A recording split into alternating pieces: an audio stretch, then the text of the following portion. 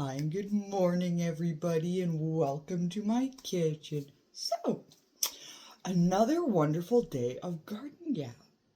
So, this episode is going to be a little bit different because ordinarily I talk about my greenhouse that I have growing here in my kitchen, and of course, you're all going to get to see that. I'll take it and we'll take a look because I actually did a little transplanting again, and you rearrange things, you do.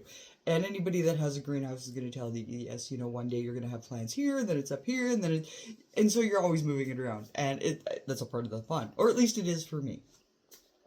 So it's with that in mind that I'm actually doing a shout out to all the Winnipeg restaurants. And the reason I'm doing the shout out to all you guys out there is because, you guys are trying to remain competitive. You're trying to keep your cost effective. You're trying to reduce your product loss. And I get what you're doing. So I wanted to kind of have a bit of a gab session with you because I think we can help each other out a little bit. And here's how. So with the setup that I currently have, it is roughly a 5x4 space in my kitchen that I'm growing produce in. And we are in the first month, going into the second month of growth, and it is very exciting. Now, you guys all have your regular stock people. I know most of you, especially bigger chains. And I'm not really talking to the bigger chain restaurants. I'm more or less speaking to you local chef guys. The guys who have their own restaurants, who are chefs within their restaurants, and really value fresh product. And also don't want to charge an arm and a leg for that. My suggestion to you guys is, have you ever thought, whether it be in your restaurant, on the property, or even in your own personal space, the ability to grow your own produce? And I know there are chefs out there that do that, but here in Winnipeg, I don't know how many of you are doing that, and how many of you would actually consider doing that. And I'll be honest with you, you do the same sort of setup I have, whether it's interior or exterior, really doesn't matter because I design and build greenhouses to fit everybody's lifestyle and needs. So as a restaurant, you have the ability to customize what you would want grown. Fresh herbs, fresh vegetables. Potatoes are a staple, are they not? Most restaurants. So I do grow potatoes in my greenhouse as well, peas, carrots, beans, pretty much everything, really. Cauliflower, broccoli, tomatoes, cherry and beef steak. I have 2 different types of tomatoes in my greenhouse. I also have melons. I'm currently producing yellow watermelons and cantaloupe. And so if you want to make fresh desserts and things like that, and compost and things like that, why aren't you growing your own? That's my question to you guys out there, you Winnipeg businesses, restaurant businesses, you mom and pop organizations.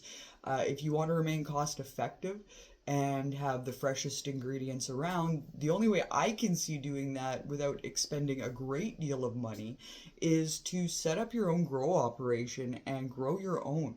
And that way you're picking what you want to serve to your clientele. You know what the quality of it is because you grew it.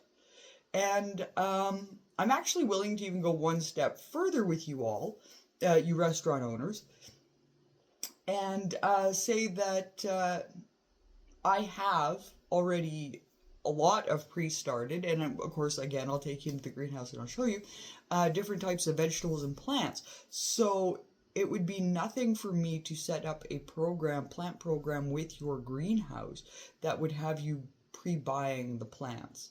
So you would already have them started and ready to go, and your production time would be cut in quarter. It would take roughly 25% of your growing time off by just buying them pre-ready to go. So I'm willing to talk with restaurant owners in Winnipeg that want to go that route and would like to have a year-round sustainable greenhouse option, as opposed to just simply buying from wherever. And I mean, we don't know what's going to happen with supply and demand, what's all going to be available and what's not. So my recommendation to start and sort of curb that is let's grow. So today on Garden Gab, you restaurant peeps, I'm just going to turn, and again, I'm just going to show the outside of the setup. It's very simple, and inside it can be that way. So as I open up the door and I come in, you will see my brand new transplanted peas, because those poor guys just needed a bit of room with their trellis. And then I have beans here, and you can see those are green onions coming up, and I have cucumbers back there, and these are my little beet buddies, and they're coming up, and that's cauliflower. Those are radishes, lettuce. I have tomatoes, so these are the beefsteaks here, and these are the cherries down here. And then those are the yellow watermelons started. And in those pots are the red pepper plants that are going to grow. They're red bell peppers. And yeah, those are cantaloupe right there. And then back there is carrots. So you can see in this greenhouse, and of course I use, my window for some natural light as well as grow lights. And I mean, you can situate them pretty much any way you need to. I rehung the ones in the back here, and I actually just hung them lower so they were a little lower to the plant, and just to give it a little bit of extra light. So I have germination going up here, and of course that's asparagus back there. And yeah, so you can definitely see the potential for growing fresh produce for your restaurant. And even in such a small space, I can grow a lot. And I mean, I've got everything started going. So I mean, yeah, and I have spinach that I'm going to start shortly too and stuff like that.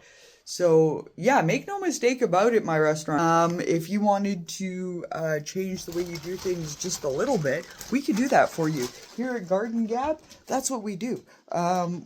We design greenhouses for every lifestyle. So, being that you would have a restaurant, you would probably want a little bit,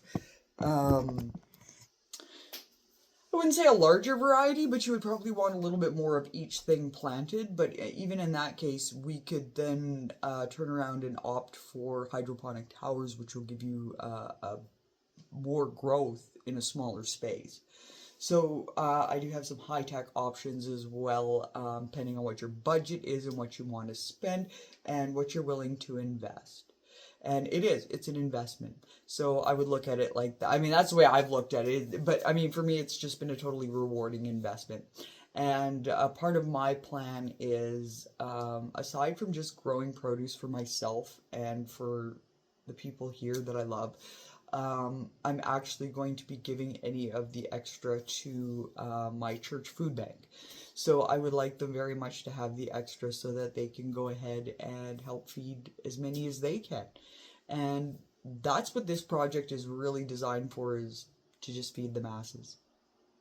But until next time, everybody, thanks so much for joining in. And you restaurant people out there, I look forward to talking and gaining a dialogue with you. And please reach out if you have any questions or concerns, or you want to set up your consultation for your greenhouse idea, okay? And until next time, everybody, just keep watching and drop a comment, drop a like, drop a subscribe. And until next time, peace.